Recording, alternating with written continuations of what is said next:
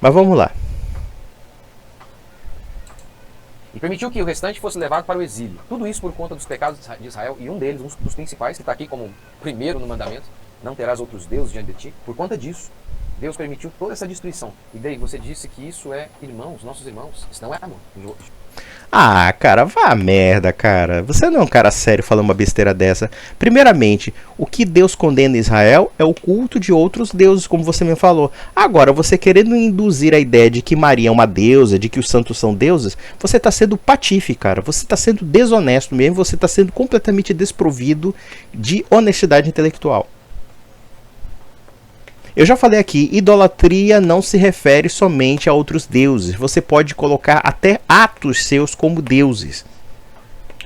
E vou repetir para qualquer evangélico que fale bobagens sobre o capítulo 20, versículo 4 de Êxodo. Idolatria é você colocar a criatura, você colocar uma determinada ação, um determinado gosto ou qualquer coisa deste mundo acima de Deus. Isso é a idolatria. Isso é o conceito da idolatria. Idolatria do dinheiro, idolatria do sexo, idolatria do ego. Ou seja, você coloca você mesmo como ídolo. Isso é idolatria. Idolatria não é meramente reproduzir imagem. Idolatria não é nem mesmo prestar culto a uma imagem. Por exemplo, se vamos pegar um exemplo clássico. Se o inglês se ajoelha perante a rainha da Inglaterra, ou o rei da Inglaterra, no caso Charles III. Eu fico sempre pensando na Elizabeth II. Fiquei tão acostumado com a Elizabeth II que não consigo pensar em outra rainha da Inglaterra. Mas no caso, vamos pegar a rainha ou o rei da Inglaterra. Existe um costume de se ajoelhar perante o rei ou perante a rainha. Ajoelhar-se perante o rei e a rainha é idolatria? Evidentemente que não, porque ele não está atribuindo divindade àquela pessoa, mas sim um respeito àquela autoridade monárquica. Certo? Então, veja, o que esse cara está falando é tanta bobagem, e a gente podia até pegar o seguinte: se em vez de alguém se ajoelhar perante a rainha ou perante o rei, se ajoelhasse perante a imagem da rainha e do rei, qual seria a diferença substancial entre uma coisa e outra? Alguém estaria atribuindo à rainha da Inglaterra, ao rei da Inglaterra, uma certa divindade? Também não, é pura bobagem, pura asneira, vamos lá. Já vou falar disso mais no finalzinho aqui do vídeo. Isso não é amor. A Igreja Católica, em 1854, estabeleceu a doutrina da Imaculada Conceição. Ou seja, Maria não tem pecado. No catolicismo, no Catecismo da Igreja Católica, parágrafo 966, a Igreja Católica afirma. Tá vendo? Estou citando aqui documentos oficiais. Finalmente, a Virgem Imaculada. O que é imaculada? Sem mácula, sem pecado. Preservada e imune de toda a mancha da culpa original. Ou seja, o pecado original, aquele pecado de Adão, que é a natureza pecaminosa que foi passada a todos os homens, não foi transmitida a Maria. Maria não tem pecado. E assim ignoram claramente o que a Escritura declara. Paulo diz, não há um justo, vírgula, nenhum sequer. Porque às vezes a gente fala assim, todos vieram aqui. Não são todos, literalmente, né? É uma figura de linguagem. Não há um justo. Alguém poderia dizer, é uma generalização. Ele está falando que a maioria das pessoas são injustas. Mas há algumas que são justas. Mas não é isso. Paulo não fala assim. Paulo diz assim, não há um justo, vírgula, nenhum sequer. Todos pecaram, diz Paulo. Por isso Maria orou, minha alma se alegrou em meu Salvador. Salvador do quê? O anjo responde, quando ele explicou o significado a Maria do nome Jesus, que é Salvador. Jesus significa Salvador. Salvador do quê? O anjo falou, você vai colocar o nome dele de Jesus, pois ele salvará seu povo dos pecados dele. Pastor Marcelinho, eu vou falar uma coisa que acho que vai chateá-lo se você ouvir esse vídeo. O senhor é uma pessoa muito burra. E eu vou dizer por quê. Primeiro, você contrastou praticamente toda a reforma protestante, porque a reforma protestante, pelo menos Lutero e Calvino, acreditava na Imaculada Concepção de Maria. Segundo ponto, você está dizendo que Cristo é filho de uma pecadora. E se é filho de uma pecadora, então nós podemos deduzir que, sendo Maria mãe de Jesus Cristo, e isso está nos evangelhos, logo Jesus Cristo também herda a carnalidade de Maria. E se herda a carnalidade de Maria, então Jesus Cristo herdou o pecado original. Quando Paulo de Tarso fala, não há um justo sequer, né? Ou então que todos pecaram, é evidentemente que ele está falando sobre a condição humana. E você acha mesmo que Maria foi poupada do pecado por ela própria? Não. Foi poupada do pecado justamente porque ela tem um Salvador, Jesus Cristo. Você parte da pressuposição estúpida de que Maria foi concebida sem pecado por causa dela própria, e não porque ela tem um Salvador. Só que Deus antecipa a graça para ela, antecipa a Imaculada Concepção. E é isso que você não entende. Sabe o que você faz, seu Mocelin? Você banaliza Jesus Cristo.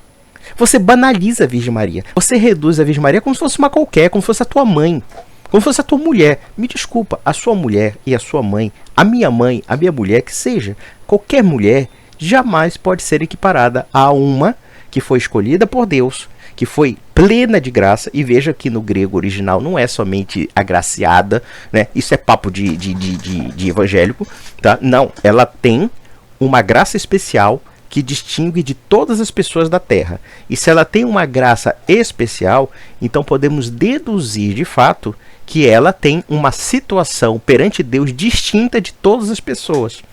E você não entende isso. Sabe por quê, cara? Sabe por quê? Porque você é um soberbo.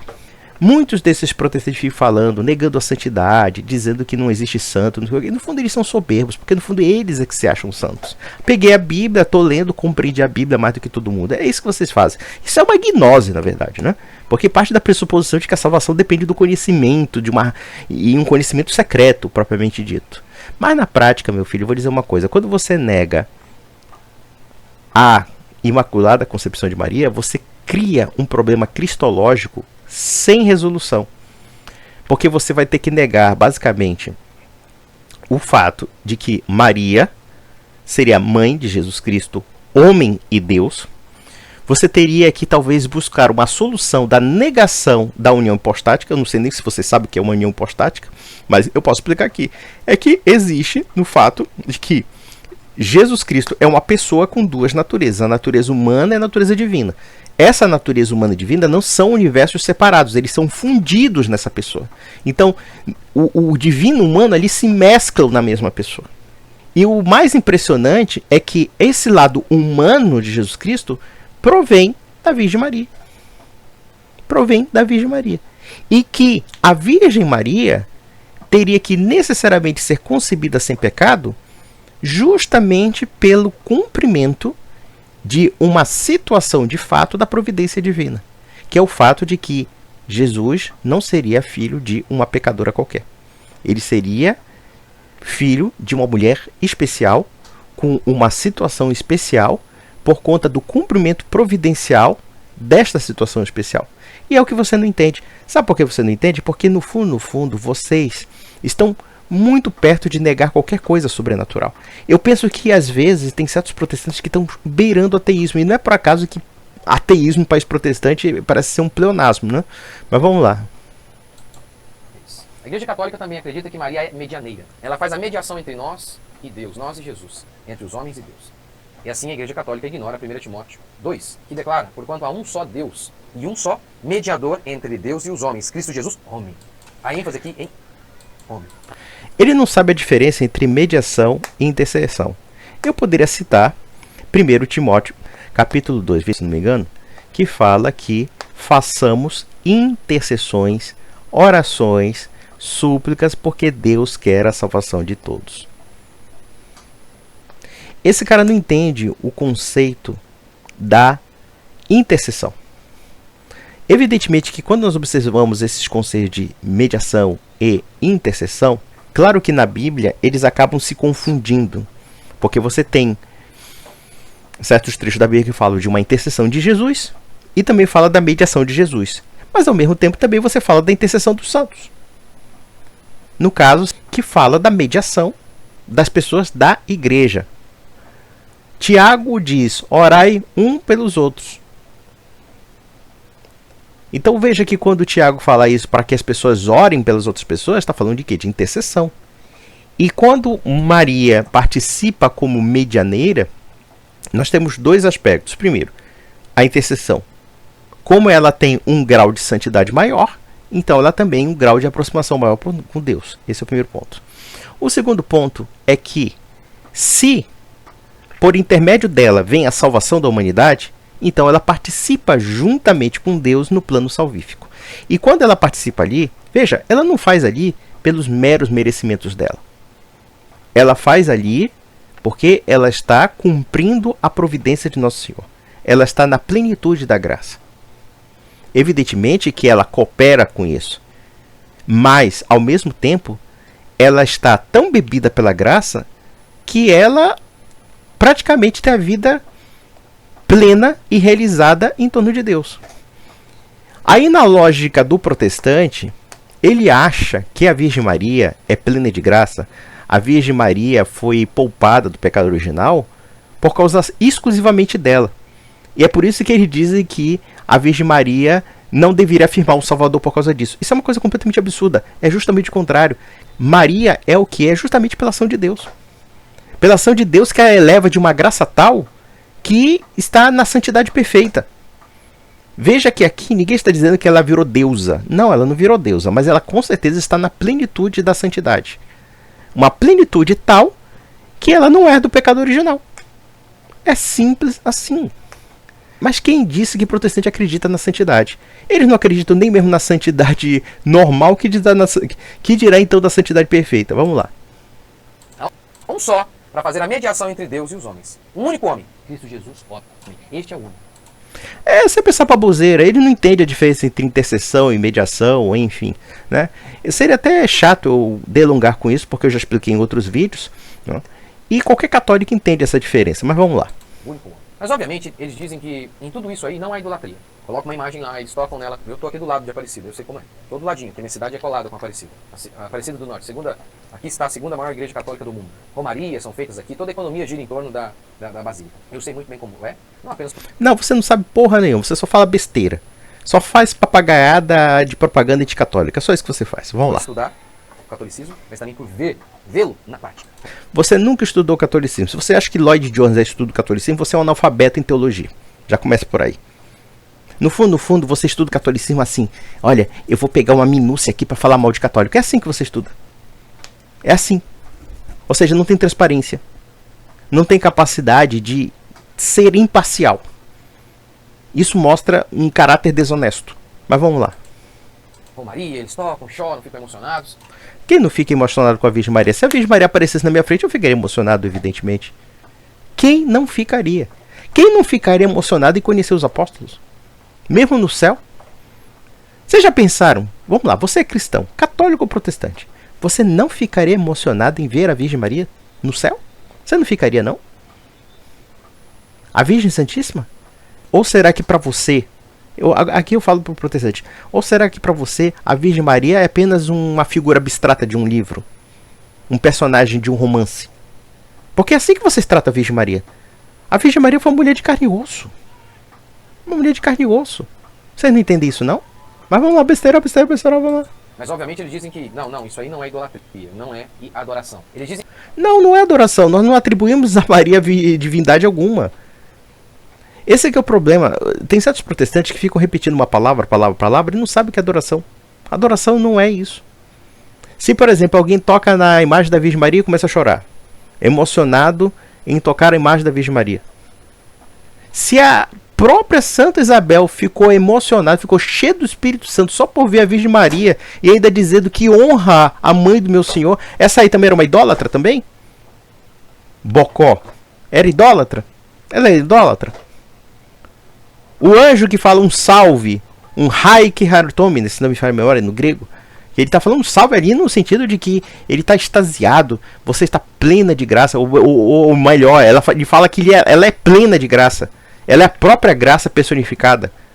O anjo que está numa situação aparentemente superior, está no intermédio, praticamente próximo, mais próximo de Deus, reconhece na Virgem Maria um grau de santidade superior.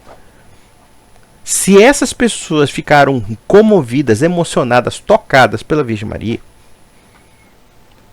que dirá então um mortal como eu? Então, por exemplo, Santa Isabel viu a mãe do meu Senhor e ela ficou... E detalhe, o filho dela começou a balançar na barriga. Aí não, esse pomboca aí tá dizendo que não, a Virgem Maria é uma qualquer. Dizem que há 3 palavras para explicar o que eles fazem. Latria, que seria adorar, isso pertence apenas a Deus. A idulia, seria a honra que eles prestam aos santos. E hiperdulia, que é uma honra muito alta. Essa seria a Maria. Não é porque você muda os nomes que você altera a realidade. Não, meu filho, a questão não é essa. Na sua cabeça é o seguinte, qualquer manifestação de culto é idolatria. Então é o seguinte, Romanos 13 é um dos textos mais idolátricos que existem, porque Paulo de Tarso diz que nós temos que prestar tributos às autoridades. Prestar tributos às autoridades é o quê? Prestar culto. É prestar honra. Quando os judeus chegam perto de um profeta de Israel e se ajoelham perante o profeta, você vai dizer o quê? Que aquilo ali é uma idolatria? Porque é uma forma de manifestar apreço e respeito àquela pessoa? A questão não é que as palavras mudem a realidade, é que você não entende a diferença do conceito das palavras. Aí fica difícil. Se você não sabe a diferença entre formas de culto, formas de reverência, e que na verdade a adoração é o único culto, realmente o culto máximo, né? É o culto em que você se entrega totalmente a Deus e que você confia plenamente em Deus, de tal forma que você honra maior do que tudo no universo. Se você não sabe a diferença entre as formas de culto, meu filho, então você é um ignorante. É só isso. Mas é a má vontade. É a má vontade. Porque vocês vivem disso. Vocês vivem dessas picuinhas. O que pode fazer? Não é mesmo? Vamos lá. A ideologia de gênero faz isso. Pega a palavra sexo e pega a palavra gênero. Que antes, gênero era para palavras. E a palavra sexo era para homens. Partindo dessa conclusão, então podemos dizer o seguinte. Quem se ajoelha perante uma rainha da Inglaterra, logo é um idólatra. Quem se ajoelha perante seu pai, e nós temos que entender, por exemplo, que no Antigo Testamento havia todo esse tipo de ritual, de formas de apreço, de reverência, de homenagens, então são todos idólatras. Quando Josué se ajoelhava perante uma arca, ou seja, perante um objeto que se considerava sagrado, então ele é um idólatra, né? E assim sucessivamente. Quando Isabel se sente profundamente honrada e até comovida, envolvida pelo fato de que está lá a mãe do meu Senhor, e veja que é o seguinte, alguém poderia dizer, não, mas por causa de Jesus Cristo. Sim, havia Jesus Cristo, mas havia simplesmente a mãe do meu Senhor, ou seja, ela está prestando honra também a Maria.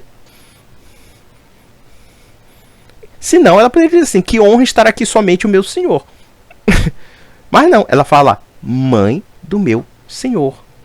Meu Senhor quem? Meu Senhor Deus. E a própria Virgem Maria dizia que Deus eleva a baixeza da sua serva e que ela seria bem-aventurada entre as gerações. Como é que nós guardamos a bem-aventurança de uma pessoa?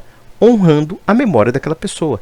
Então, na cabeça desse idiota, honrar a memória de Maria, honrar a presença de Maria, honrar Maria que está no céu junto com os santos, e aqui nós também cremos na comunhão dos santos, segundo a lógica dele, é idolatria. O cara não sabe fazer o discernimento e depois faz uma falsa analogia com a ideologia de gênero. Isso aí é de uma capacidade de mentir e deformar a realidade que é uma vergonha completa. Mas vamos lá. Aí eles pegam essa palavra e colocam aqui junto para dar essa falsa sensação de que existem duas coisas, sexo e gênero. Não, só existe uma coisa, sexo. Seu sexo é o seu sexo. Ah, entendi. Então, é aquela história. Se eu prestar honra a meu pai e a mãe, eu sou idólatra. Se eu prestar culto às autoridades, eu sou idólatra. Se eu prestar culto aos santos, eu sou idólatra. Se eu prestar culto somente a Deus, claro, eu só presto somente a Deus. Então o resto eu não presto culto algum. Essa é a sua lógica, cara. Quem está deformando os conceitos é você. Não é a Igreja Católica. Como você tem tanto ódio da igreja, você apela esse tipo de argumento desonesto. Você não sabe a diferença de culto. A diferença de culto, ela existe na realidade. E o que a igreja está descrevendo é justamente a realidade. Agora, se você tenta nivelar todos os conceitos de culto ou de reverência, afirmando que todo tipo de reverência que não seja Deus é idolatria, então você não sabe discernir as formas de culto. E na prática, você está negando que essas formas de culto existam. É isso que você está fazendo, pastor Mocelin. E eu digo, sua retórica é desonesta. Vamos lá. Você nasceu homem, você é homem, acabou. Mas não, eles pegam sexo e a palavra gênero, e aí parece que tem duas realidades. E usam as palavras para, ao invés de... o uso das palavras é para retratar a realidade, eles pensam que por meio do uso de palavras podem alterar a realidade. Então é isso que o catolicismo faz. Só porque você colocou 3 palavrinhas ali, ó, isso aqui não, isso aqui é hiperdulia, isso aqui é honrar, isso aqui é venerar. Não, isso não altera o que eles fazem. Eles fazem pedidos. Eles atribuem qualidades a Maria que só Jesus tem. Não. Pelo contrário, os apóstolos não realizavam milagres? A quem as pessoas se direcionavam em Atos dos Apóstolos, se não aos apóstolos? Os apóstolos não realizavam curas, não realizavam milagres? E por que eles realizavam curas e milagres? Porque eles tinham a graça de Deus. porque eles tinham o poder de interceder essas curas e milagres. E vejam que quando nós, católicos, afirmamos que os santos fazem curas e milagres, na verdade, eles fazem por intercessão, eles realizam por intercedê-los, porque Deus age sobre a ação deles. É simples assim. É porque Deus age sobre eles. Como é que um idiota desse não sabe disso? E há alguém que vai refutar, não, mas porque eles estão mortos, etc. Leia Apocalipse do capítulo 5º ao 8º, que vocês vão entender ali a descrição da igreja invisível, que é a igreja pela qual nós acreditamos na comunhão dos santos. E esses santos estão rezando no altar do Cordeiro, estão pedindo para que Jesus volte, né? Estão dizendo, né, que para vingar o sangue deles, né, pelo fato de eles serem mártires, inclusive. E que, vejam que coisa interessante, as orações deles sobem como incensos e depois descem como relâmpagos e trovões, ou seja, que essas pessoas estão orando por nós e que essas orações têm efeitos na terra. E alguém fala da onisciência, dentre outras coisas. Quem está próximo de Deus tem, de alguma forma, a influência da ação divina. E quem está na comunhão dos santos está ligado à terra através do corpo místico. É basicamente isso. Ainda está na Bíblia, não sei o quê. Eles acham o seguinte, que a Bíblia responde tudo. Não responde tudo. A Bíblia não responderia a Trindade se não houvesse um conceito elaborado pela igreja sobre a Trindade. A Bíblia não seria tal como ela é se não houvesse uma transcrição do cânon bíblico que foi elaborado pela própria igreja. Então veja que o protestante fica num círculo vicioso sem fim, porque ele quer a todo custo provar a sua própria ideia. Ele não quer provar a realidade. Ele não quer provar o que de fato é o cristianismo. Ele quer provar aquilo que ele acha que é o cristianismo. Né? Vamos lá. Sem pecado, só Jesus? Não. Pelo contrário. Nós temos um caso singular na história do cristianismo. Primeiro, uma mulher que concebe virgem. Esse é o primeiro ponto. Segundo, nós temos também uma mulher que dá a sua carnalidade ao próprio Deus. Esse é também o segundo ponto. E o terceiro ponto é que, para que uma mulher seja mãe de Deus, ela necessariamente não tem que herdar o pecado original. E justamente pelo fato de ela ser uma mulher plena de graça, cheia de graça, envolvida pela graça, e por que ela está no estado pleno de graça? É isso que nós temos que perguntar. Não é porque Deus providencialmente colocou isso nela? Não colocou ela nesse estado tal que ela não é do pecado original, e ela não é do pecado original porque, a não ser que você acha que uma pecadora possa gerar Deus. Que uma pecadora possa carregar Deus no ventre. É essa que é a grande questão. Aí, claro, aí o nascimento de Cristo se torna bastante banal. Como, aliás, a Virgem Maria é banalizada em tudo. Ela é banalizada na sua origem, porque ela não é mais uma santa na plenitude da graça, mas sim, então, somente uma mulher qualquer, né? Uma pecadora, como a sua mãe, a minha mãe, né? Segundo ponto. Essa mulher, por exemplo, além de não ter a graça, ainda ela tem outros filhos, né? Quer dizer, uma mulher rotineira. Olha, Jesus Cristo surgiu de uma mulher que não tem singularidade alguma. Olha, sinceramente, eu começo a duvidar até mesmo do amor de vocês por Jesus Cristo. Falando uma besteira dessa, mas vamos lá. Só Jesus. Mediador. Só Jesus, Jesus. Mas ele... Não. Mediação, intercessão. Quando Jesus Cristo fala, quem vos ouve, a mim ouve, nós estamos vendo que ele está dando autoridade às pessoas para falar em nome dele. Quando Jesus Cristo chega aos apóstolos, isso no final do Evangelho de João, em que ele fala, aqueles a quem perdoardes serão perdoados e aqueles a quem retiverem serão retidos.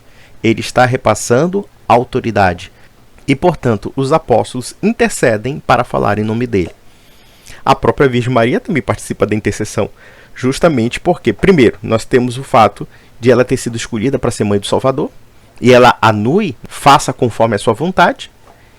E, por outro lado, nós temos o primeiro milagre de Jesus Cristo. O primeiro milagre foi as bodas de Caná. E quem foi que intercedeu nesse milagre? Na verdade, pediram à Virgem Maria isso, e a Virgem Maria chegou para Jesus Cristo sobre a questão do vinho ter acabado. E olha que no começo Jesus Cristo dizia que não era a hora dele, mas para fazer uma concessão à sua mãe, ele transformou água em vinho. Não é suco Del Valle, viu, Crentola? Era vinho mesmo. Eu sei que muita gente não gosta. E tem alguns amiguinhos protestantes que sempre tomam vinho comigo, mas é sempre em segredo. Eu não espalho, viu? Shhh. Eu sei que você gosta de um vinho do José, aquela de vinho do Porto, bem pesadão ali, né? E você toma umas dosezinhas, fica meio bebunzinho, mas ó, eu não falo, não se preocupa não. Eles dizem que diante de tudo isso, não há adoração. O padre Paulo Ricardo, e veja, eu estou citando aqui um padre conservador, não estou pegando porque em qualquer lugar você pode pegar um pastor, fala besteira, eu estou pegando um padre referência, muito conservador e muito fiel aos ensinos da Igreja Católica. O padre Ricardo, tá lá no blog dele, disse o seguinte: a devoção à Virgem Santíssima, ou seja, Maria, o que realmente importa é ser devoto de corpo e alma, com a intenção de ser todo de Maria, com a intenção de ser todo de Maria. Ser de tudo. Isso é devido só a Jesus. O ídolo é aquele que toma o lugar de Deus. Mas não há idolatria. Quando você atribui características a alguém, e essas características pertencem só a Deus, você está cometendo idolatria. Não tem nada a ver uma coisa com a outra. Primeiramente, quando se fala ser todo de Maria em relação ao quê? Ser todo de Maria com relação à fé. Esses caras não sabem nem nada disso. Quando um homem se consagra à Virgem Maria, nós temos que entender uma coisa interessante. Ela teve a plenitude da graça. Se ela teve a plenitude da graça, ela também teve a plenitude da fé. Então, muitas vezes, quando alguém se consagra a ela, está se consagrando justamente pela fé que ela teve. Não se está adorando a Virgem Maria, não está se confundindo a sua própria natureza ou com a natureza da Virgem. Isso é a interpretação porca desse pastor. Vamos lá. Só Jesus não tem pecado, só Jesus pode ouvir orações, só ele pode ser o mediador entre homens e Deus. Olha, Paulo de Tarso, a quilômetros de distância, ouviu o clamor de um macedônio. Isso está em Atos dos Apóstolos. O protestante tem uma mania de odiar a natureza criada por Deus. Aquilo que chamamos de gnosticismo. Ele não acredita que a natureza possa ter a intervenção divina. Quando nós temos uma religião em que Deus intervém na natureza de tal forma que se faz homem. Ora, se Deus intervém na natureza se fazendo homem, Deus, por intermédio de outras pessoas, pode fazer milagres. Mas protestante é uma coisa meio estranha. Por um lado, eles criam um bocado de seitas em que elaboram uma porrada de milagres. Tenda dos milagres, pastor não sei o que das quantas, apóstolo cicrano e fulano fazendo milagres. E, no entanto, eles não acreditam que os santos façam milagres. Olha. Pode uma coisa dessa. É uma palhaçada tremenda. É contradição sobre contradição. E sim, os santos podem interceder pelos milagres, mesmo quando estão mortos. Nós temos uma cena muito interessante, que é uma parábola. A parábola do rico mau. E na parábola do rico mau, nós temos um rico mau que está morto, pedindo intercessão ao morto. A diferença é que Abraão não atende porque ele está numa situação de tamanha desgraça que ele não tem mais salvação. Essa aqui é a grande sacada, mas nós temos um exemplo de intercessão dos mortos. Aliás, a tradição judaica tem intercessão dos mortos. Isso que é o mais interessante. Tem oração dos mortos, tem tudo. Se existe uma coisa genuinamente judaica, é o catolicismo. Porque existem pontos tão convergentes ao judaísmo da época do templo, que os protestantes, no seu puritanismo radical, na verdade, eles se assemelham a um segmento do judaísmo chamado dos caraítas, que negam a tradição oral, pelo menos do Talmud e de outros lá, né? Cai nesse radicalismo tal que acaba apagando toda a história do cristianismo. Mas vamos lá. Mas eles dizem que não há adoração. Quando se ajoelharam diante de Paulo, o que Paulo fez? Somos homens, rasgaram as vestes. Mas a Igreja Católica vê os seus filhos se ajoelhando diante de imagens, emocionados. Pega lá o Círio de Nazaré, já viu? Pega lá e se leva para casa um pedaço e coloca em casa e crê que aquilo será abençoado. Aqui na minha igreja, na nossa igreja de Moreira, uma família queridíssima, eles diziam, claro, a gente vendia imagem, claro que a gente acreditava que a imagem, ela salva, ela traz bênção para nós. Mas eles dizem, não há idolatria. E os padres estão vendo isso, mas não há. Ai, meu Deus do céu. Vamos analisar uma coisa. Pastor Mocelin, eu vou repetir para você mais alguma coisa, porque parece que você é meio idiota ou finge ser idiota. Quando a Bíblia repreende o ato de alguém se ajoelhar perante o outro, não é meramente pelo ato de se ajoelhar, mas pelo ato de adorar. Porque quando nós observamos nos primórdios do cristianismo, temos cristãos que são pagãos. E, portanto, existe essa confusão dentro do paganismo entre o que é divino e o que é humano. E quando Pedro é deparado com Cornélio, e Cornélio se ajoelha perante ele, e ele diz, levante-se porque eu sou apenas um homem, é porque Cornélio queria adorá-lo. ou seja, queria atribuir a ele a natureza divina. Mas, por via das dúvidas, ajoelhar no Antigo Testamento era uma constante para prestar reverência a determinados tipos de autoridades. E seria cansativo aqui mostrar, por exemplo, pessoas se ajoelhando perante o rei Davi, pessoas se ajoelhando perante a arca, pessoas se ajoelhando perante profetas, judeus se ajoelhando perante reis pagãos. E você vai dizer que isso é idolatria? Porque isso é uma aparência de adoração?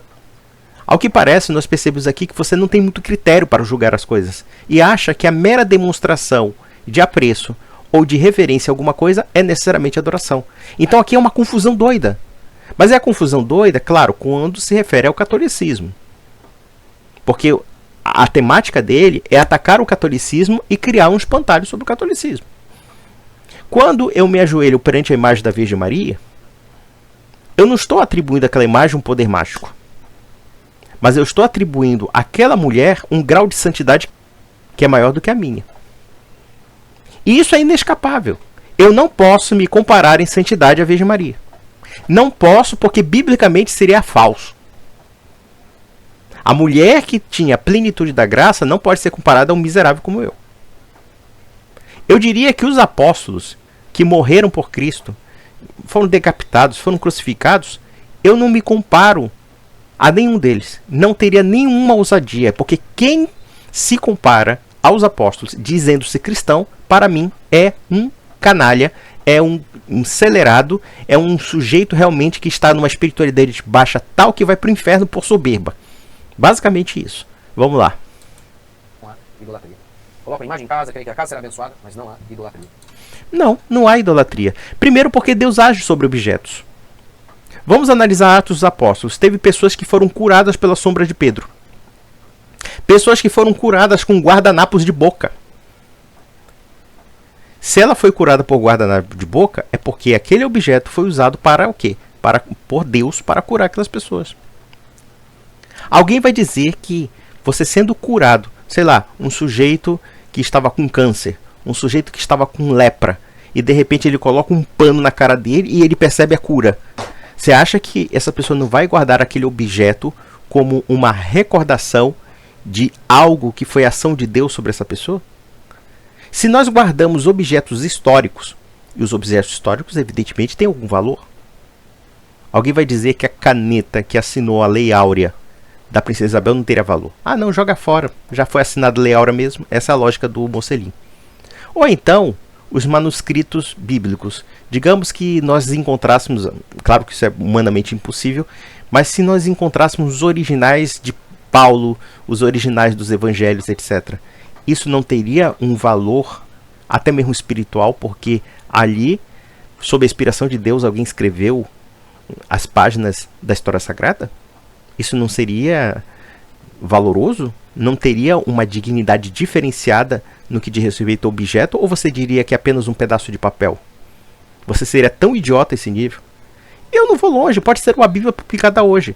Uma vez teve um sujeito da Austrália que pegou uma folha da Bíblia, rasgou a folha e fumou uma folha da Bíblia. Eu pergunto, qual cristão não se sentiria ofendido fazendo isso? E nós estamos falando do quê? De um livro impresso, né, sei lá, a Sociedade Bíblica, ou então pela Igreja Católica, enfim. A gente não se sentiria ofendido por isso? Porque você acharia que isso era idolatria? Que besteira. Fazem romaria, vem a imagem, choram, mas não há idolatria. Não há idolatria, não atribuímos divindade a ela. Atribuímos sim um amor reverencial por ela, como está escrito no Evangelho de Lucas. Bem-aventurada entre as gerações. Se até o anjo, se Santa Isabel tiveram uma profunda emoção com a visita da Virgem Maria, e até mesmo João Batista batendo na barriga feliz da vida, e eu não me sentiria emocionado em ver a Virgem Maria de perto? Ou pelo menos ter uma reprodução que lembre aquela mulher santa? Na verdade você tem ódio dela, e você não admite isso. E o mais interessante é que tudo que o Dave faz é em nome do amor. Esse discurso ecumênico tem um padrão Globo de qualidade, mas não um padrão bíblico de verdade. Isso é falso amor. Sabe quem tem mais amor? O padre. O padre tem. Eu considero que ele tem mais amor. Ao dizer que eu sou herege. Ao dizer que eu estou indo para o inferno. E você tá mesmo, viu? Cuidado, hein? Eu não sou irmão dele. Porque o padre Paulo Ricardo, é nisso que ele acredita. É nisso. Então, se ele acredita nisso, quem tem mais amor é ele. Do que o pastor protestante, que diz que o católico é irmão dele. E o pastor protestante, que diz que o católico está perdido, esse ama, se ele acredita nisso. Afinal, se você crê que alguém está indo para o inferno, que alguém está perdido por conta de sua fé e prática, não há nada mais amoroso do que dizer isso a eles. Então, eu respeito mais um padre que diz que eu estou perdido, do que um pastor que diz que católicos são irmãos. Olha, primeiramente, quando nós falamos que uma pessoa é irmã de outra, podemos dizer o seguinte: os protestantes certamente não são irmãos nossos na fé, mas como seres humanos são irmãos sim, porque são criaturas de Deus. E portanto, quando nós falamos que vocês têm que se converter ao catolicismo e se salvar, isso tem uma motivação de um certo sentimento de fraternidade. Quem rivaliza de uma forma sectária o catolicismo e o protestantismo, sem abertura para um tipo de conversa ou de diálogo, e olha que eu não gosto dessa palavra diálogo, mas de fato vamos ter que conversar com os protestantes, nem que seja para fazer a nossa apologética, é o próprio pastor Mocelin, que é um sectário. Ele não quer compreender a Igreja Católica. Ele não quer compreender por quê? Porque é uma pessoa obtusa. A única coisa que talvez possa salvá-lo é a ignorância dele, a estupidez dele. Talvez no dia do juízo final alguém vai ver e dizer: meu Deus do céu, que homenzinho estúpido. Aí, alguém vai pensar: será que a gente manda pro inferno, né? No dia do julgamento, será que alguém vai pensar assim: será que a gente manda esse cara pro inferno? Vamos lá. Não, Deus que me... Quem sou eu para fazer juízo daquilo que Jesus Cristo vai julgar? Deus me livre de fazer isso. É claro que aqui é só uma brincadeira. Afinal, o primeiro está errado. Tá errado. Eu creio que ele está errado. Mas pelo menos ele é honesto ao seguir o que ele crê. Agora o segundo, está negando quem ele diz ser protestante. Não, ele não está negando nada. Primeiramente, se nós analisarmos a lógica do Sr. Mocelin, o Sr. Mocelin pegue as obras de Lutero e Calvino, toque fogo.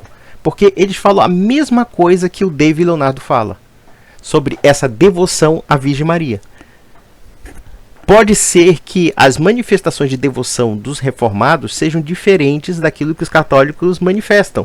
Porém, o que Lutero e Calvino escreveram sobre a Virgem Maria é quase que idêntico ao que os católicos entendem sobre a Virgem Maria. E eu acredito que você ignore isso. E lamentável, porque então você vai ter que condenar realmente os criadores da reforma. E neste aspecto, o David Leonardo, esse pastor aí que você ficou mordido, está muito mais próximo de Lutero e Calvino do que você. Mas vamos lá. Eu assisti o vídeo todo aqui, mesmo se ele falar de uma maneira mais enérgica, eu não fico ofendido. É a crença do padre. Ele crê no que crê, eu estou perdido. E a coisa mais amorosa que ele poderia falar é isso, é dizer, eu estou perdido. Se ele... Não, não é isso. Você não está perdido se você se converter. Quem está determinando salvação e danação é você, que é calvinista, e logo, claro, você se acha na confraria dos eleitos, enquanto o resto está perdido, porque você acha que Deus destrói o livre-arbítrio, e portanto Deus age como se fosse um tirano cósmico, manipulando as pessoas como se fossem bonequinhos dele. Não é? Mas não funciona assim. Aliás, a Bíblia nega completamente a teologia da graça protestante. O problema é que os protestantes inventam subterfúgios dos mais absurdos e até mesmo extra-bíblicos para justificar isso. Mas vamos lá. Ele crê nisso? Seria como um médico que vê o meu estado, viu o meu exame, acredita que eu estou morto, mas por medo de me ofender não fala nada. É amoroso isso aqui? Assim como é amoroso o protestante que diz: vocês é que estão errados. Qual protestante? Adventista? Testemunho de Jeová? Claro que eu vou dizer que não é protestante, mas enfim.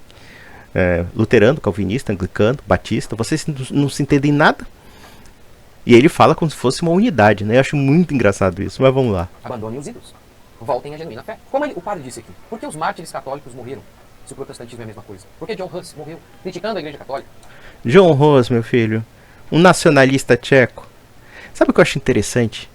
Esses protestantes que ficam pegando o bando de hereges do século XII, XIII, XIV, agora eles transformam esses rebeldes, esses sectários em santos, né? Os valdenses, os albigenses, quer dizer, toda a confraria de hereges que não se entendia em coisa nenhuma, porque se vocês pegarem a doutrina do albigense, do valdense, do, sei lá, do Fraticelli, sempre com aquela acusação: a igreja é prostituta, a igreja é isso, a igreja é aquilo, blá blá blá. Mesmo Jan Hus, que era um nacionalista, queria criar uma igreja nacional já no século XV, ou pelo menos uma igreja boêmia, né, apartada de Roma. Quer dizer, um sectário que inclusive criou uma revolução horrorosa e surgiram inúmeras seitas, inclusive seitas comunistas como os taboritas, ou mesmo na própria reforma protestante, os anabatistas eram comunistas, e detalhe, com influência dos hussitas, que eram seguidores de Jan Hus, Esse aí não vai saber, claro, ele não tem historicidade para isso, ele não tem porcaria nenhuma. Quer dizer, mas é claro, o Marte, né? O Marte não é aquele que morre por Cristo, né? O Marte é quem morre pela heresia. Mas vamos lá. Declarando que ela é uma falsa igreja. Se somos irmãos, como Dave anunciou, foi um tremendo erro de John Huss. Ele foi queimado à toa. Ele não deveria ter combatido a igreja católica como ele fez. E não deveria ter mesmo.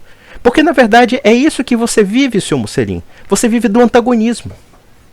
É do antagonismo contra a igreja, é do antagonismo contra o Dave Leonardo, né? E contra muitos outros. E vocês ficam se antagonizando entre si. Isso é unidade de fé?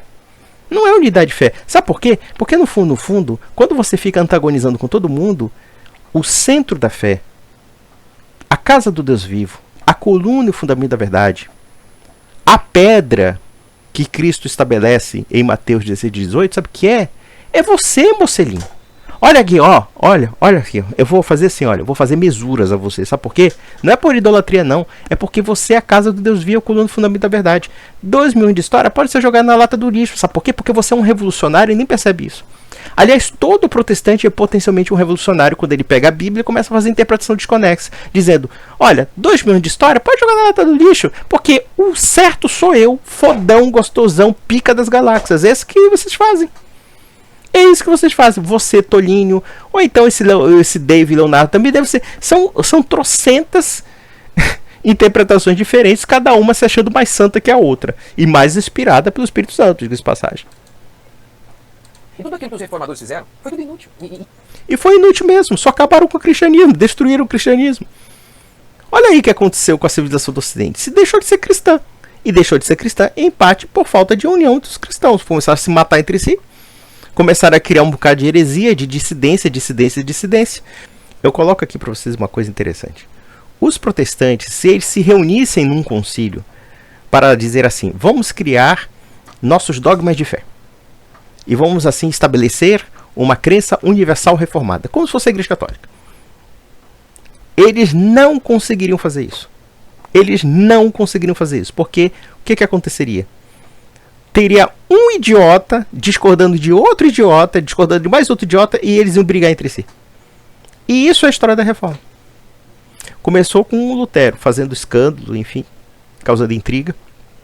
Aí depois surgiram os anabatistas, surgiu o tio Zwinglio, surgiu um bocado de gente falando um bocado de baboseira teológica. E aí, no final das contas, o que aconteceu? Hoje em dia, o cristianismo diluiu-se como se fosse uma ideologia de um desigrejado. Ah, não preciso mais de igreja, não preciso de tradição, não preciso de 2 mil de história. Pra mim agora Jesus Cristo é o meu talismãzinho psicológico. É isso que vocês fizeram, porra. Isso é triste o fato, porque o protestantismo, ele é uma volta à Bíblia. E ele explica. Volta à Bíblia? Tá bom, me diga, onde é que está a unidade de fé entre vocês, que é bíblico? Onde é que está a unidade de corpo místico entre vocês, que também é bíblico? Onde é que está essa tradição dita em nome da Bíblia, que nós não encontramos em 1500 de história? Porque, por exemplo, se a sola escritura é algo verídico, então nós temos que encontrar, pelo menos nos 3 primeiros séculos, essa declaração. O que o protestante faz? Ele tira a Bíblia da história e transforma-se a própria história autonomeada. Então, portanto, se nós compararmos os documentos do século I, do século II, do século III, sobre a sola escritura, a gente tem que pegar aquela lâmpada de Diógenes, que procurava um homem honesto, e perguntar, onde está a sola escritura nos 3 primeiros séculos da igreja? Eu digo mais, onde está a sola escritura em 1500 anos de história da igreja? Não está. Não está. Eu posso dizer que em 1500 anos de história da igreja, a Imaculada Concepção de Maria está em praticamente todas as igrejas da sucessão apostólica. Todas. Todas elas afirmam que Maria foi concebida sem pecado, ou pelo menos que Maria não tinha pecado quando gerou Jesus Cristo. Elas afirmam categoricamente isso. Assunção de Maria aos céus. Todas elas afirmam isso. Todas. Não é muita coincidência que do Oriente ao Ocidente as igrejas da sucessão apostólica afirmem a mesmíssima coisa?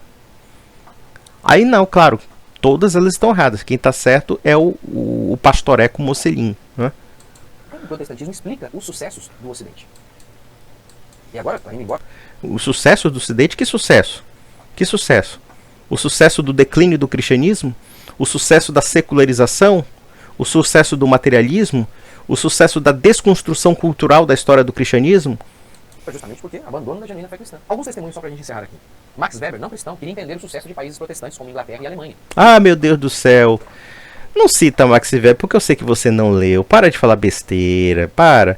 Vamos ver besteira. Países católicos como Espanha e Portugal não faziam progresso como esses países protestantes. Ele fala algumas besteiras lá, mas ele conclui, tem a ver com a fé.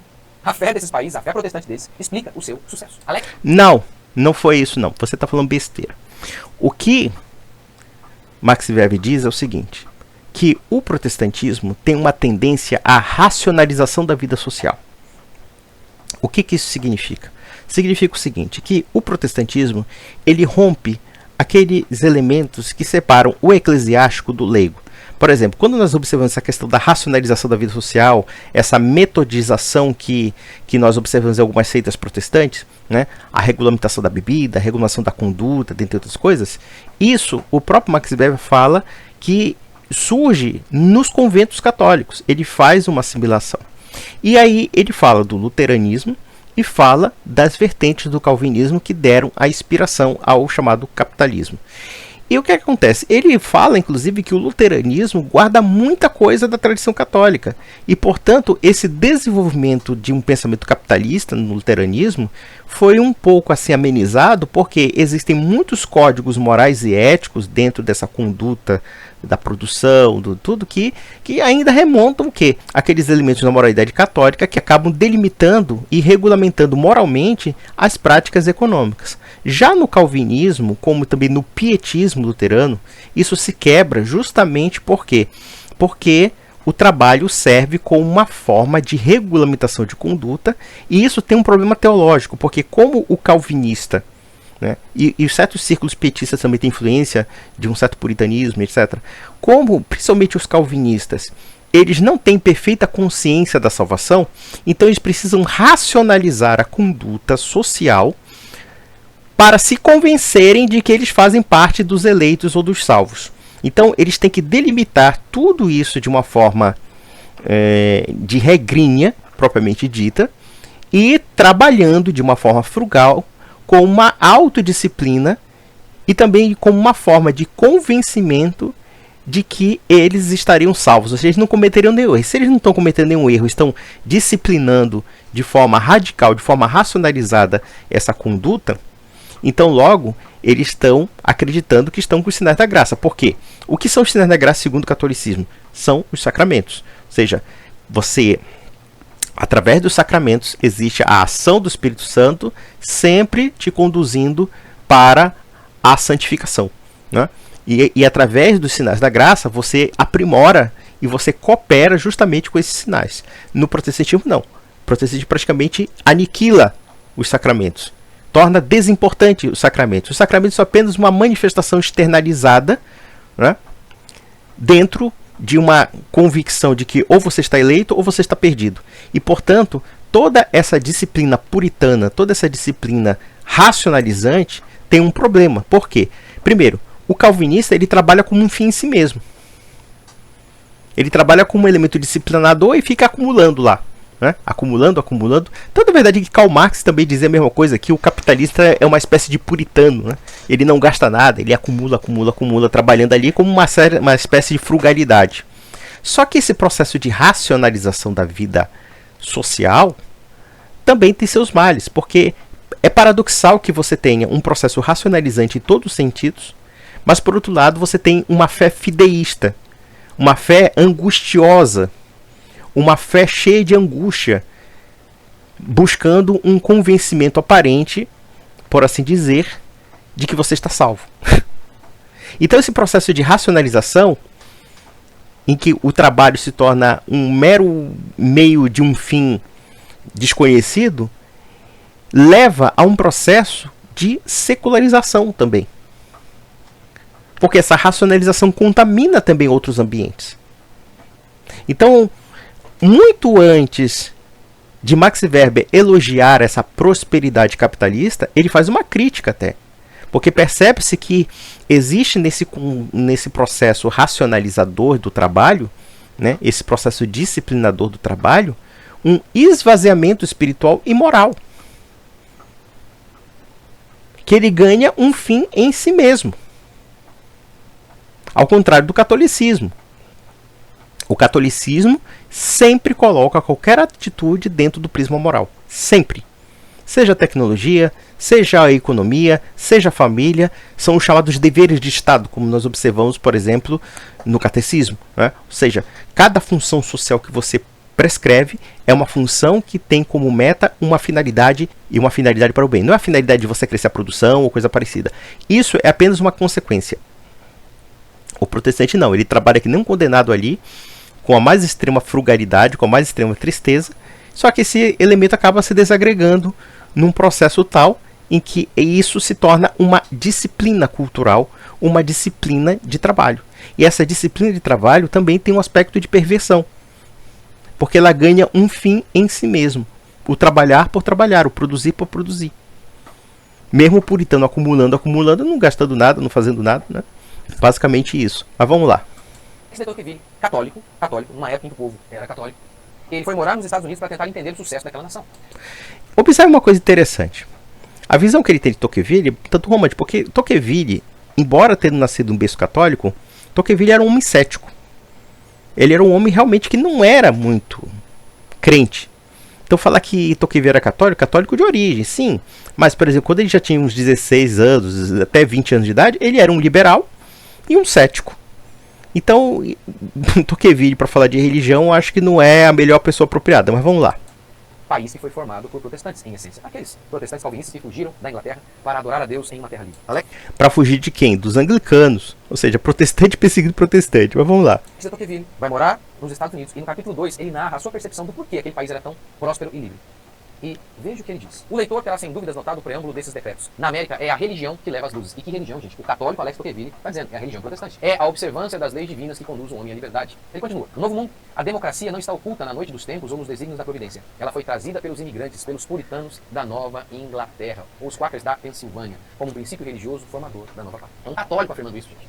Oh, não está oculta. Da onde veio a democracia, essa liberdade desse povo? Vem dos puritanos. Mas também dos puritanos vieram as bruxas de Salem, dos puritanos vieram uma conduta de regulamentação totalitária da sociedade, dos puritanos também veio o Estado laicista que acabou destruindo a cultura religiosa e marginalizando a religião, dentre outras coisas. Eu não sei em que contexto Tocqueville está falando isso. Porque isso aí parece uma citação tirada de contexto da democracia da América, porque da mesma forma que Tocqueville reconhece alguns aspectos positivos da nação norte-americana, por outro, ele reconhece pontos bastante negativos da democracia, que é o processo do igualitarismo e o processo cada vez mais nivelador das sociedades democráticas. Né? Então veja que aqui ele fica falando de obras que ele não leu propriamente dito, ele não leu no seu conjunto, só fica fazendo citações desconexas. E por outro lado, nós temos um outro aspecto, né? Em que ponto os Estados Unidos são algum modelo de nação e de cultura, já que ele fala da liberdade, não sei o que. A liberdade do quê? A liberdade do ateísmo, a liberdade do satanismo, dentre outras coisas. O Estado laicista que hoje quer marginalizar cada vez mais a religião da vida pública é criação tanto da Revolução Americana como da Revolução Francesa. E os protestantes fundamentaram esse Estado que, entre aspas, preserva a liberdade religiosa justamente porque eles não têm unidade religiosa. Então, eles tiveram uma solução. Ou ficavam se matando indiscriminadamente e ad eterno, ou então, simplesmente, eles tirariam a religião da vida pública e transformariam a religião em um conjunto fragmentário de comunidades separadas entre si. E vocês acham que isso é cristão? Vocês acham mesmo que a divisão é cristã? A divisão não é cristã. E o Estado laico é cristão? Quando você tem um Estado secular que se diz neutro com todas as religiões, então na prática se está afirmando claramente que esse Estado não acredita em religião alguma. Ou então, talvez ele adira o cristianismo não necessariamente do ponto de vista teológico ou do ponto de vista da salvação das almas, mas ele adira a religião apenas como um elemento cultural, que é o que acontece nos Estados Unidos, e não somente nos Estados Unidos, mas em todos os estados laicos que se consolidaram no Ocidente. É isso que ele elogia? Que merda. Os puritanos, ou seja, os calvinistas da Inglaterra. Ele coloca assim os calvinistas como se fosse assim a maravilha das galáxias. Cara, os calvinistas eram racistas pra caralho. Os calvinistas eram comunistas, inclusive quando os primeiros puritanos se estabeleceram nos Estados Unidos, eles implantaram uma sociedade comunista, só que não deu certo, o pessoal começou a morrer de fome. Então nós percebemos que os puritanos são introdutores de conceitos abertamente revolucionários, conceitos abertamente subversivos. E por que eles foram expulsos ou então fugiram da Inglaterra? Porque eles não se adequavam à religião da igreja anglicana. Basicamente isso. E porque eles eram extremamente radicais em todos os sentidos, né? Ideologias igualitárias, socialistas, comunistas, e surgindo toda essa turminha puritana. Mas vamos lá. Todos aqueles reformadores que enxergaram a fé católica como completamente incorreta, como falsa, como prejudicial, e morreram por isso. Morreram? Morreram como? Morreram pelos erros, né? Cada herege morrendo pelo seu erro. Sabe o que é interessante? É que Jan Hus, Lutero, Calvino não se entenderiam. E o que aconteceu de fato nos países protestantes? Quando houve uma hegemonia de um segmento protestante, esse segmento protestante hegemônico eliminava o segmento minoritário. Foi o que aconteceu com os luteranos contra os calvinistas. Os calvinistas foram barrados em vários lugares onde o luteranismo vingou. Na igreja anglicana, os anglicanos fizeram o que com os puritanos? Os puritanos foram embora lá e criaram aquela sociedade draconiana, quase teocrática, que tinha regulamentação para tudo quanto é coisa, regulamentação para roupa, regulamentação para, sei lá, para trabalho, para tudo, né? É um Estado racionalizante. Parece uma preconização do Estado moderno. Olha o que o Oliver Cromwell fez. Até o Natal foi proibido nesses países puritanos que ele elogia como o clamor da liberdade. Ô Mocelli, você é um cara tão antissocial. E através de seu legado mudar o mundo, tudo isso foi inútil. Afinal, as nossas diferenças entre protestantes e católicos são tão pequenas que podemos chamá-los de irmãos.